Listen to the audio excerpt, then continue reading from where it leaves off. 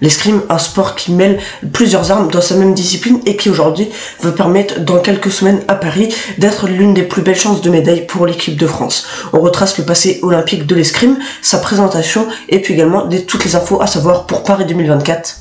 C'est parti.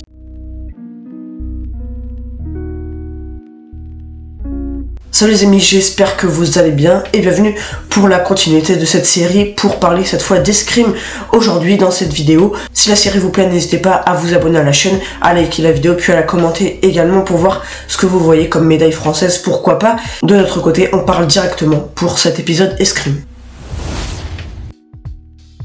Pour commencer cette partie histoire, faut savoir qu'il y a plusieurs millénaires de ça, on avait des potentiels, des premiers combats d'épée qui existaient déjà, et c'est là où l'escrime pourrait pourquoi pas avoir trouvé son origine un peu plus tard dans le temps. L'escrime, c'est un sport qui était vraiment vu comme un entraînement militaire, qui servait dans les entraînements militaires et qui devient un sport donc sous l'impulsion par exemple des maîtres d'armes, notamment français, italiens et allemands, qui sont globalement plus largement européens. Aujourd'hui, il faut savoir que l'escrime, c'est un sport d'une renommée mondiale qui est très connu, mais qui n'est pas encore le sport le plus connu, l'un des plus connus du public, et qui a encore beaucoup à apprendre, et j'espère que dans cette vidéo vous en apprendrez. L'escrime se développe beaucoup également en Europe, mais aussi en Asie, en Océanie, en Amérique et en Afrique. Dans le monde entier, elle est beaucoup développée puisqu'il y a 157 fédérations nationales qui sont membres du FIE, donc de la Fédération Internationale d'Escrime. Ce qu'il faut savoir de l'escrime, c'est que c'est un sport individuel et qui donc oppose deux concurrents sur une même piste avec une arme à la main et ils doivent toucher leur adversaire. Il faut savoir qu'on a plusieurs armes et qui ont chacun des caractéristiques différentes.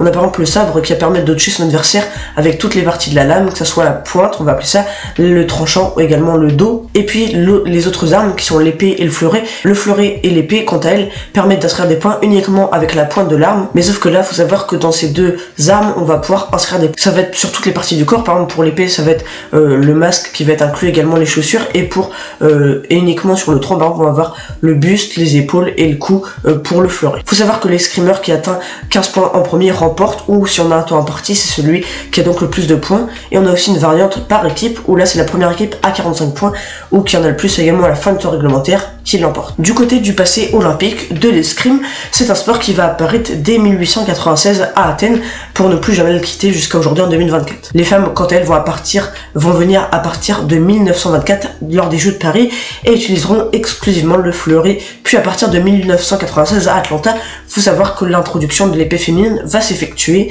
Et enfin, on aura également 8 ans plus tard lors des Jeux de 2004 à Athènes où là le sabre féminin sera également de la partie. Aujourd'hui, les hommes et les femmes s'affrontent donc dans des épreuves, 6 épreuves au total, qui sont des épreuves individuelles et collectives. On a donc 6 épreuves masculines et 6 épreuves féminines. Faut savoir que dès 1896, 13 escrimeurs seulement étaient présents, représentant 4 pays lors des Jeux de 1896 à Athènes, et c'était des épreuves de fleuret et de sabre. Puis 4 ans plus tard, l'épée va devenir vraiment une arme olympique réellement. Et enfin, faut savoir qu'un peu plus tard, en 1936, et c'est là que ça fonctionne d'aujourd'hui, la mise en place de l'appareillage électrique aux Jeux de Berlin, et ben c'est ce qui va permettre un nouvel arbitrage différent. Et c'est ce qu'on a aujourd'hui donc pour l'escrime actuel. Et puis enfin la parité va exister à partir de 2008. On aura 5 épreuves masculines et 5 épreuves également féminines. À partir des Jeux de Tokyo, on a 6 épreuves masculines et féminines, dû notamment l'ajout des épreuves par équipe. Parmi les légendes de l'escrime olympique, on va avoir forcément l'italien Nedo Nadi qui lui a remporté, et c'est le seul escrimeur à l'avoir fait, une médaille avec chaque arme lors d'une même édition olympique, et c'était en 1912. Puis également après avoir été décoré par son pays d'un acte de bravoure suite à la Première Guerre mondiale, on va avoir également à Anvers en 1920 où il va remporter 5 médailles d'or. Ces 5 titres vont venir de l'individuel au fleuret et au sabre, par équipe au fleuret, à l'épée et au sabre.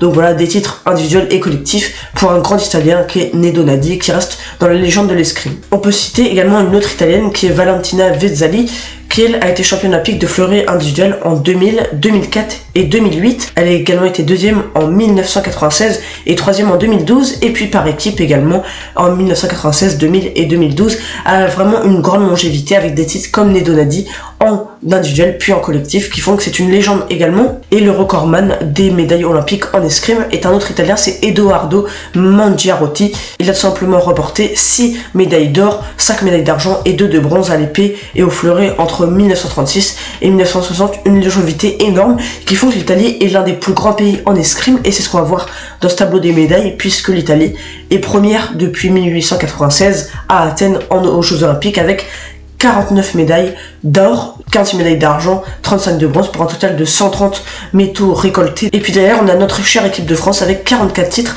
récoltés, 43 médailles d'argent et 36 médailles de bronze pour un total de 123. Les Français sont seulement à 7 médailles de l'équipe d'Italie et donc ça se rapproche. L'équipe de France pourrait pourquoi pas prendre la première place de ce tableau des médailles en escrime. On a la Hongrie qui referme ce podium avec un total de 90 médailles, 38 en or, 24 en argent et 28 en bronze. Le premier pays non européen est la Chine et se situe au 8e rang avec un total de 5 médailles d'or, 7 médailles d'argent et 3 médailles de bronze qui font un total de 15 métaux récoltés.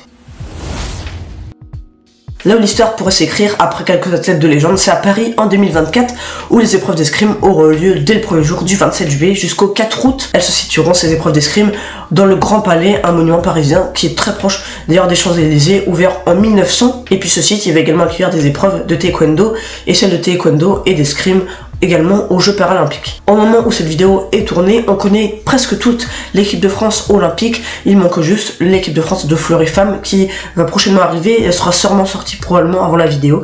Mais voilà, ça a été tourné un petit peu avant. Fallait savoir que par arme, pour se qualifier, un pays pouvait seulement mener jusqu'à maximum 3 escrimeurs par arme. Donc on pouvait mener jusqu'à 3 escrimeurs par sexe et donc 3 par pays. Il pouvait donc y avoir jusqu'à un total de 18 sportifs par pays et c'est ce que l'équipe de France a fait pour le moment avec énormément de densité pour pourquoi pas aller chercher de belles médailles, à commencer par Marie-Florence Kandasamy qui est récente championne du monde d'ailleurs de l'épée et qui tentera de décrocher la plus belle des médailles à Paris. Les autres femmes nommées à l'épée, on a Oriane Malo-Breton et puis également Coraline Vitalis. L'équipe de France a été présente au championnat d'Europe d'escrime avec 4 titres récoltés pour un total de 8 médailles. Et il faut savoir que du coup en épée on aura également Yannick Borel, Romain Canon qui lui sera une belle chance, tout comme Luigi Middleton qui eux deux, les deux derniers, pourraient être de très belles chances de médailles pour l'équipe de France.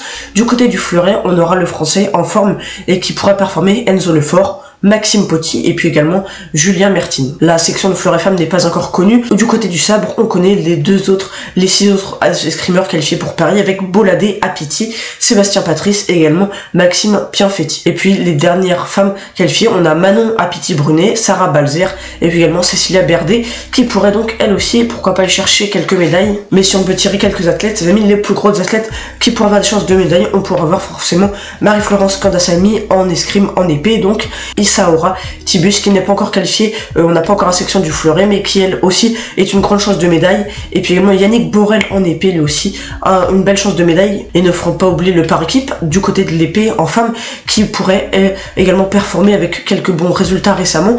Et puis la plus grande chance par équipe se situe globalement, pourquoi pas, avec l'épée homme qui fait preuve d'une grande densité avec l'équipe de France et qui assure de très bons résultats ces derniers temps notamment, on se rappelle, et qui pourrait aller chercher la médaille d'or à Paris. Et enfin 2 autres métaux par équipe qui pourraient être le sabre par équipe femme avec une médaille d'or très possible là aussi, et puis le fleuret par équipe homme avec une belle médaille olympique à aller chercher également. Voilà les amis pour cette vidéo escrime où on vient de voir les différents français et équipes françaises qui pourraient aller chercher des médailles. On espère qu'il y en aura bien plus. C'est une nouvelle fois, c'est qu'une liste exhaustive et qu'il y a quelques noms qui sortent, mais on espère que tout le monde donnera le meilleur soi-même pour aller chercher des médailles. Si la vidéo vous a plu, bah un petit like, un petit commentaire et vous abonner à la chaîne, c'est ce qui m'aidera énormément. Et puis également je vous remercie de votre écoute. De mon côté, je vous dis à très bientôt sur le stade, à demain, salut.